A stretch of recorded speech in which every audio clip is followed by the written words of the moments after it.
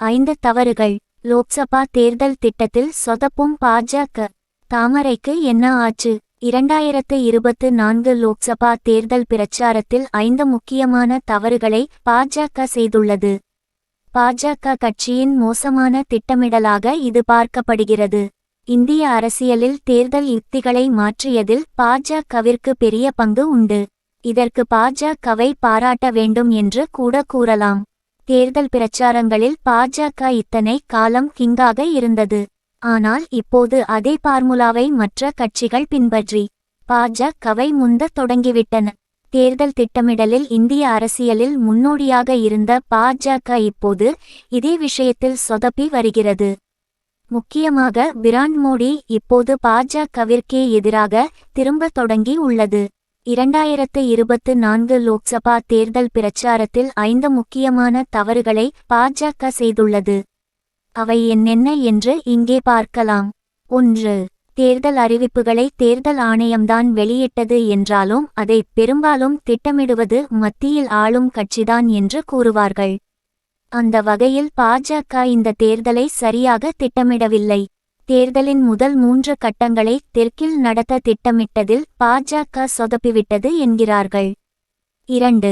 பாஜக அமைப்பு இந்த முறை வேட்பாளர்களை தேர்வு செய்வதில் RSS உடன் ஆலோசனையே செய்யவில்லை.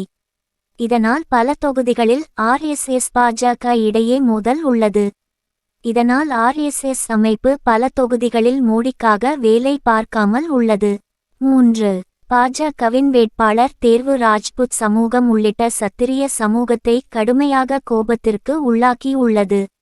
உத்தர பிரதேசத்தில் நடைபெற்ற ராஜ்புத் சமூகத்தின் மகாபஞ்சாயத் உத்தரப்பிரதேசத்தில் நடைபெற உள்ள முதல்கட்ட பொது தேர்தலில் பாஜக வேட்பாளர்களை புறக்கணிக்க முடிவு செய்துள்ளதாக அறிவித்தது.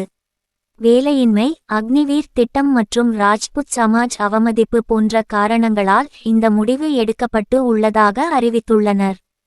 நாங்கள் யோகியை எதிர்க்கவில்லை, ஆனால் டெல்லியில் இருக்கும் பாஜகவின் பெரிய தலைகளை எதிர்க்கிறோம். சிவால் காஸ், பாக்வத், சர்தானா, மீரட் மற்றும் கட்டௌலி, முசாபர்நகர் ஆகிய தொகுதிகளின் கீழ் வரும் 24 கிராமங்களின் கூட்டமைப்பான சௌபிசி ஏற்பாடு செய்திருந்த மகாபஞ்சாயத்தின் போது ராஜ்புத் அதிகாரத்தை அடையாளப்படுத்தும் சமாஜ்வாதி வேட்பாளருக்கு மட்டுமே தங்கள் ஆதரவை அளிக்க வேண்டும். அவர்களுக்கு மட்டுமே வாக்களிக்க வேண்டும் என்று முடிவு செய்யப்பட்டது.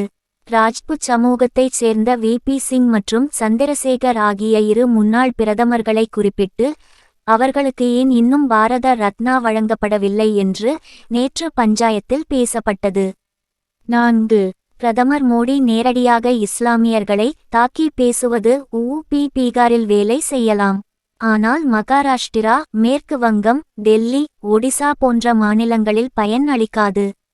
இது பாஜகவின் சொதப்பமான திட்டமிடலாக மாறி உள்ளது. 5. 4 கட்ட தேர்தல் முடிந்தும் கூட இதுவரை பாஜக இதை வைத்துதான் பிரச்சாரம் செய்ய வேண்டும் என்று உறுதியான முடிவை எடுக்கவில்லை. ஒரு நாள் இஸ்லாமியர்களை பற்றி பேசும் மோடி மறுநாளே நான் இஸ்லாமியர்களை பற்றி பேச மாட்டேன் என்கிறார். அதேபோல் ஒருநாள் காங்கிரஸ் கட்சியின் வாக்குறுதிகளை பற்றி பேசும் மோடி மறுநாளே அந்த விஷயங்களை பற்றி பேசாமல் அமைதியாகிவிடுகிறார். பிரச்சாரம் செய்ய சரியான தீம் கிடைக்காமல் அம்பானி, அதானியை எதிர்க்கும் நிலை கூட மோடிக்கு ஏற்பட்டு உள்ளது. இதனால் இந்த முறை பாஜக கரை சேராது என பரவலாக பேசப்படுகிறது. என்னதான் நடக்குமென பொறுத்திருந்து பார்ப்போம்.